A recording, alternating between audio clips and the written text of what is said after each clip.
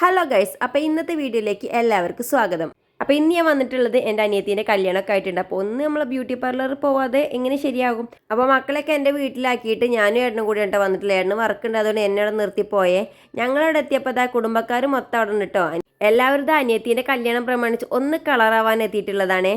അപ്പോൾ ഞാനിവിടെ എത്തിയപ്പോൾ നല്ല തിരക്കാണ്. അപ്പോൾ അനിയത്തീനെ ഞാൻ അവിടെ നിർത്തിയിട്ട് ഞാനും നന്ദും കൂടെ കുറച്ച് ഫാൻസി സാധനങ്ങൾ കൂടി വാങ്ങിക്കാറുണ്ട്. അതിന് വേണ്ടി പോവാണ് കേട്ടോ.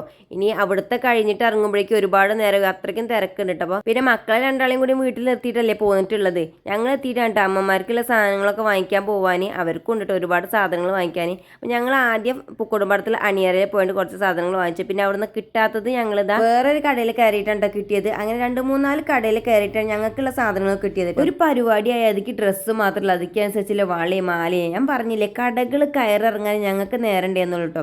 അങ്ങനെ ഒരുവിധം എനിക്ക് ഡ്രസ്സിനുള്ള കമ്മൽ കിട്ടിയിട്ടുണ്ട്. കമ്മൽ കിട്ടാഞ്ഞിട്ടാണ് ഞാനിപ്പോൾ ഈ കടയ്ക്ക് കയറിയത്. പിന്നെ വളയും കിട്ടാനുണ്ടായിരുന്നു കേട്ടോ. ആ 2 സാധനങ്ങൾക്കാണ് കേട്ടോ അപ്പോൾ ഈ കട കയറി വേണ്ടത്. അവിടെ ഒരുപാട് തിരഞ്ഞു, പക്ഷെ അവിടെ കിട്ടിയില്ല കേട്ടോ. അങ്ങനത്തെ നമ്മൾ പർച്ചേസിങ് കഴിഞ്ഞ് നേരെ പാർലറിലേക്ക് തന്നെ എത്തിയിട്ടുണ്ട് കേട്ടോ. നേരത്തെ ഹെയറൊക്കെ സെറ്റ് ആക്കിയതുകൊണ്ട് അതൊന്ന് വാഷ് ചെയ്യണം മാത്രമേ കേട്ടോ. അനിയത്തിൻ്റെ പിന്നെ മുഖമൊക്കെ ഒന്ന് ഫേഷ്യൽ ചെയ്യണമൊക്കെ ഉണ്ട്. അപ്പോൾ അതൊക്കെ അവളുടെ കഴിഞ്ഞിട്ടുണ്ട്. ഇനി എൻ്റെതും കൂടിയും കഴിഞ്ഞ് നമുക്ക് ഇവിടുന്ന് പോവാട്ടോ. അങ്ങനത്തെ നമ്മളെ ബ്യൂട്ടി പാർലറിലത്തെ കലാപരിപാടികളൊക്കെ കഴിഞ്ഞ് നമ്മൾ നേരെ അവിടെ നിന്ന് ഇറങ്ങിയിട്ടുണ്ട് കേട്ടോ. മേമേൻ്റെ കഴിഞ്ഞിട്ടില്ല, മേമ അവിടെ തന്നെ നിൽക്കണം കേട്ടോ. അങ്ങനെ ഇന്നത്തെ പരിപാടികളൊക്കെ കഴിഞ്ഞ് തിരിച്ച് വീട്ടിലേക്ക് എത്തിയപ്പോഴേക്കും പന്തലും കാര്യങ്ങളൊക്കെ സെറ്റ് ആക്കിയിട്ടുണ്ട് കേട്ടോ. അപ്പോൾ കല്യാണ വീഡിയോ ആയിട്ട് മറ്റൊരു വീട്ടിൽ കാണുന്നവരെ ബൈ.